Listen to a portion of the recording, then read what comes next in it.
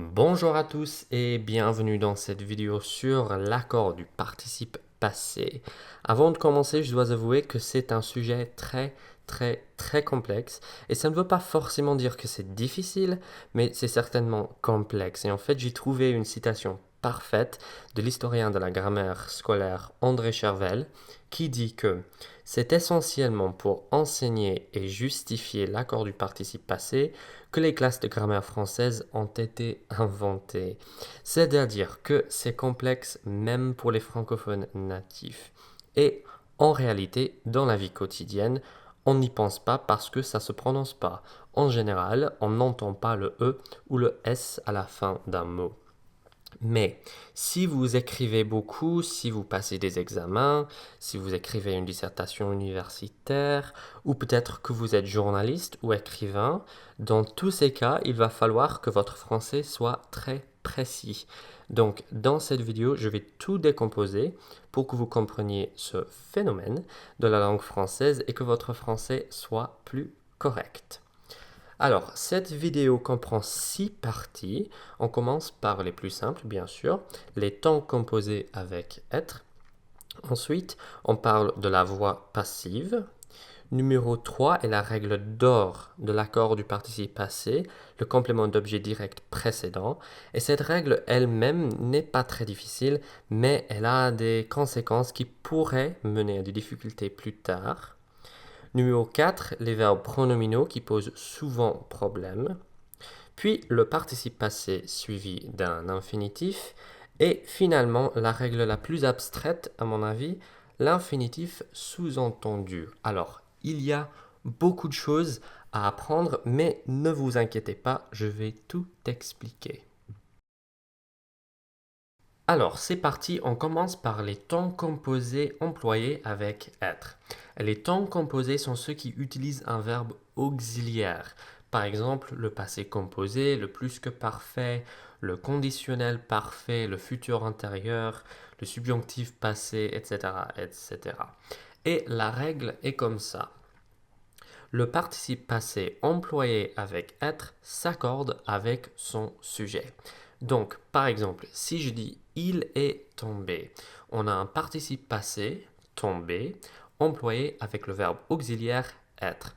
Du coup, le participe passé est au masculin singulier parce que le sujet du verbe, il, est masculin singulier.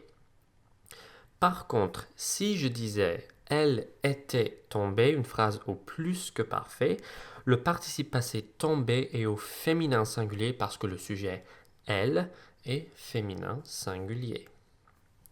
Ensuite, on a nous serons tombés. Cette fois, on utilise le futur antérieur, mais comme c'est un temps composé, la règle s'applique. Tomber masculin pluriel parce que le sujet nous est également masculin pluriel. Et finalement, elle serait tombée, c'est un conditionnel parfait dont le sujet, elle, est féminin pluriel. Du coup, le participe passé finit par ES. Alors, ça, c'est assez simple, c'est quelque chose que l'on apprend dès le début. Bien évidemment, si vous avez des questions, n'hésitez pas à les poser. Mais maintenant, on passe à la voix passive. Le principe ici est presque pareil. La règle est le participe passé employé à la voix passive s'accorde avec son sujet. Et ça, c'est assez logique parce que la voix passive emploie toujours une forme du verbe auxiliaire être et un participe passé. En fait, c'est presque la même chose.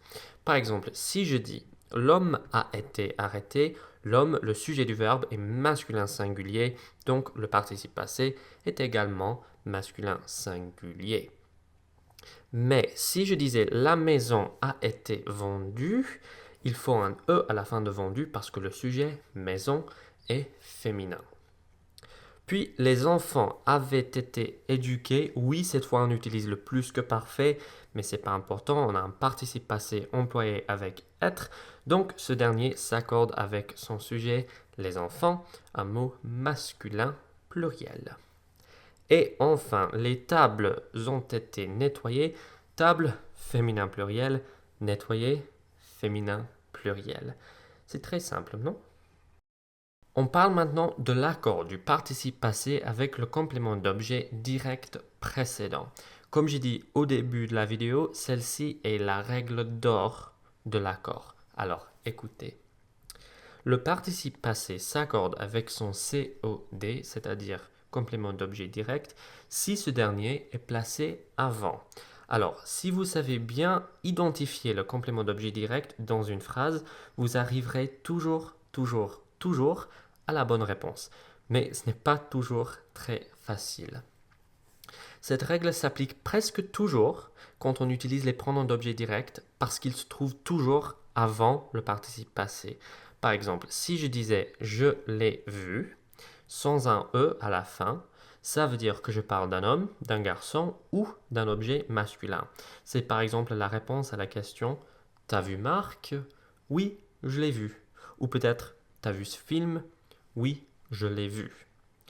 Par contre, si je mets un « e » à la fin du verbe « vu », maintenant je parle d'une femme, d'une fille ou d'un objet féminin. La question pourrait donc être « T'as vu Sophie ?» Oui, je l'ai vue. Ou « T'as vu la maison que j'ai achetée ?» Oui, je l'ai vue. Si on disait « Il nous aura remercié », on a un COD masculin pluriel, nous, placé avant le participe passé remercier. Donc, il faut un S à la fin de ce dernier pour qu'il s'accorde bien.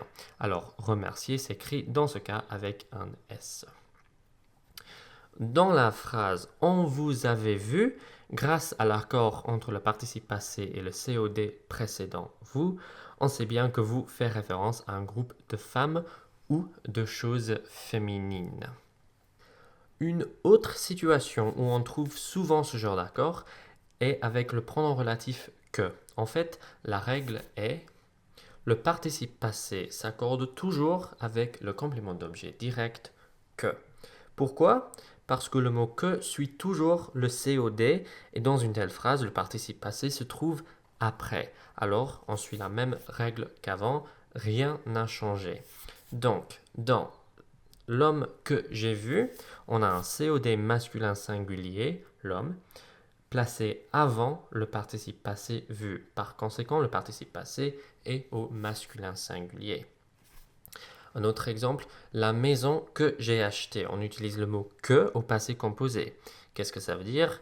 Accord obligatoire, acheter avec un E parce que maison est un mot féminin. Les stylos que j'ai utilisés. Stylo, masculin pluriel, utilisé, masculin pluriel. Et les femmes que j'ai connues, femmes féminin pluriel, connues féminin pluriel. Alors, moi je pense que c'est utile de se rappeler au moins de cette structure en particulier, parce qu'il y a toujours accord. Même si vous ne connaissez pas toutes les conséquences de cette règle d'or, n'oubliez pas l'accord avec le COD que.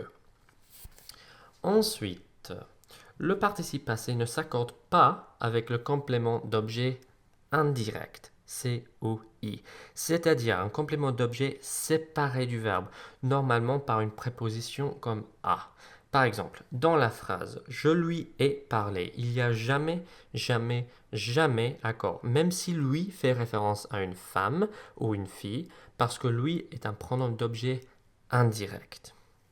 Dans la phrase « Il leur a donné de l'argent », oui, leur est pluriel, mais encore une fois, c'est un pronom d'objet indirect, donc il n'y a pas accord. Vous nous aviez téléphoné. Le verbe téléphoner se construit téléphoner à quelqu'un. Son complément d'objet est donc indirect, du coup le participe passé ne s'accorde pas. Ils nous ont écrit.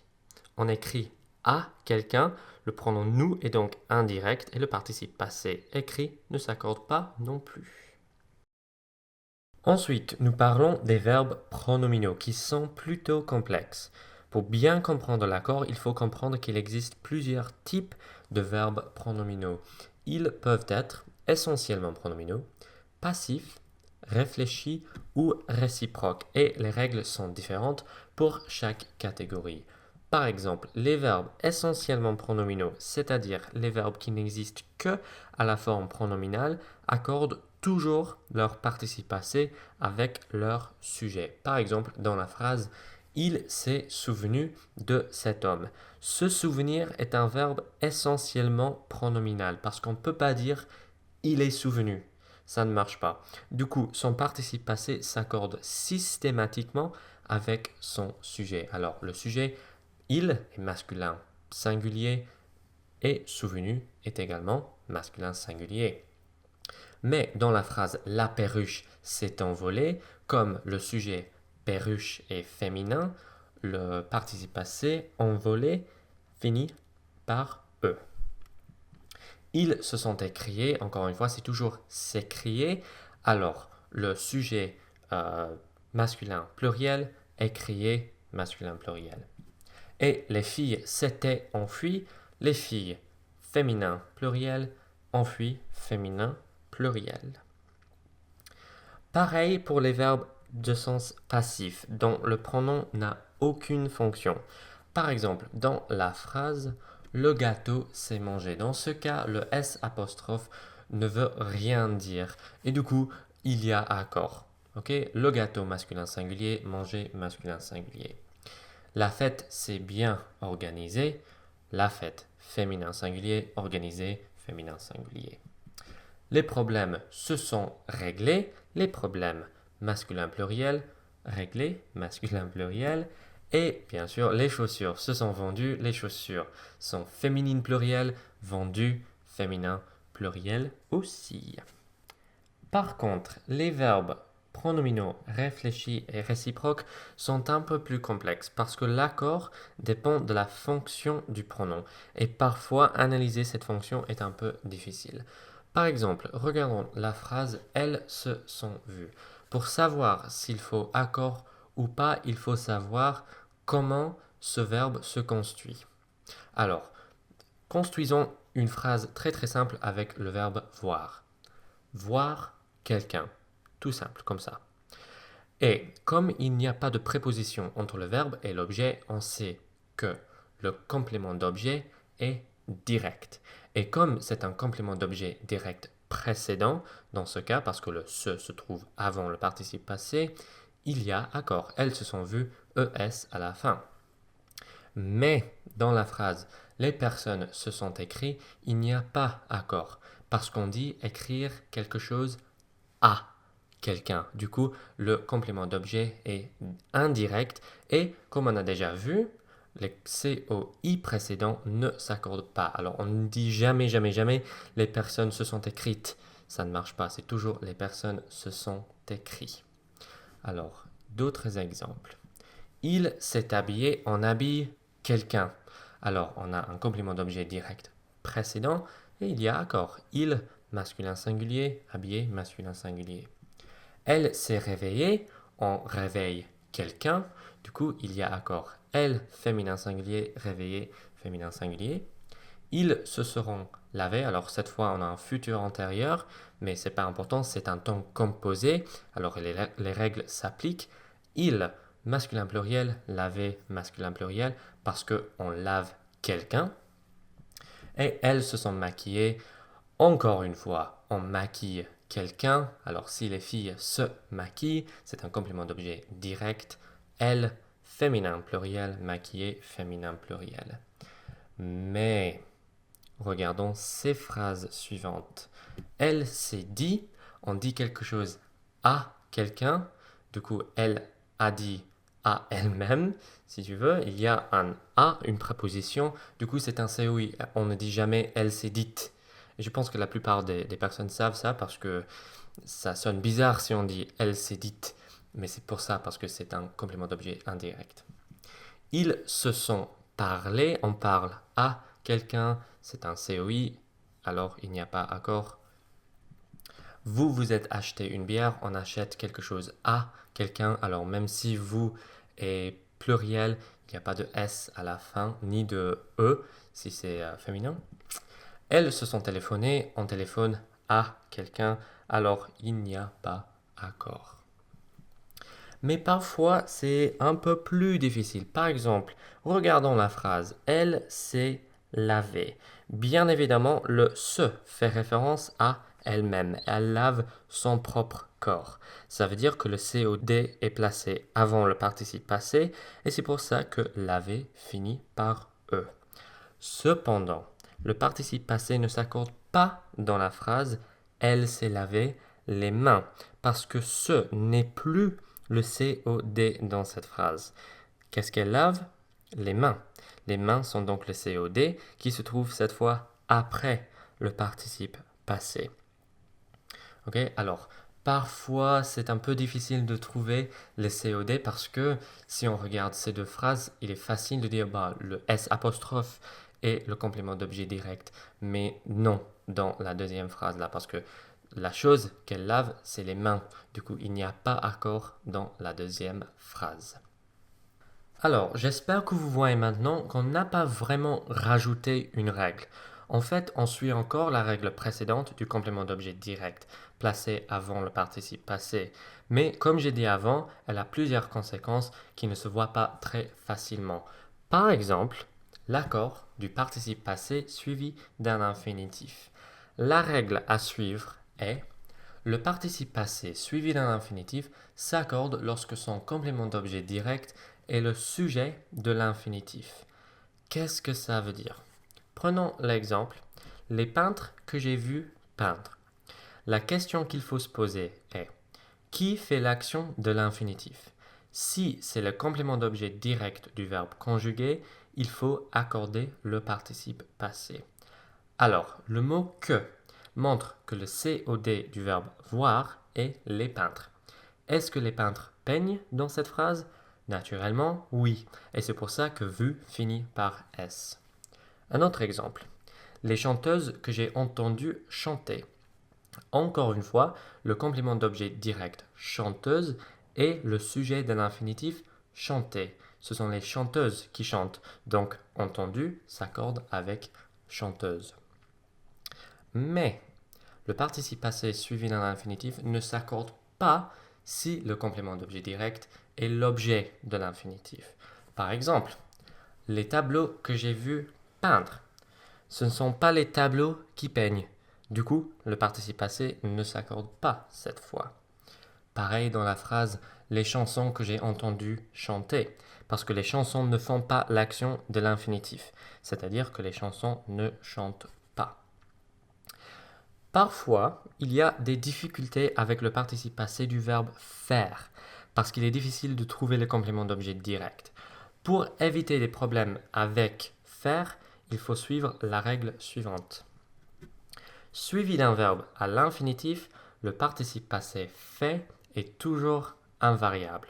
Alors, peu importe le complément d'objet direct, si vous avez fait puis un infinitif, il n'y a pas accord. Comme dans les phrases « Je les ai fait pleurer » et « Il leur a fait chanter la chanson ».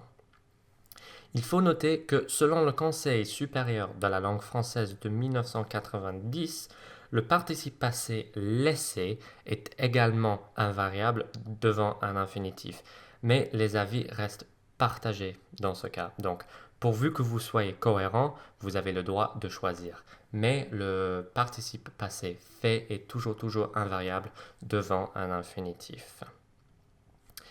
Et finalement, il faut parler de l'infinitif sous-entendu, la règle qui semble ne pas respecter les règles que l'on a déjà apprises, mais si, c'est juste un peu abstrait. Alors, dans certains cas, il y a un soi-disant infinitif sous-entendu, c'est-à-dire que le verbe ne s'exprime pas, mais il pourrait s'exprimer, d'où sous-entendu. Et la règle est le participe passé suivi d'un infinitif sous-entendu ne s'accorde jamais. Par exemple, j'ai fait toutes les choses que j'ai voulu. A priori, il semble qu'il faille accorder le participe passé parce que le mot chose est placé avant le participe passé voulu. Mais ce qu'on dit en réalité est j'ai fait toutes les choses que j'ai voulu faire.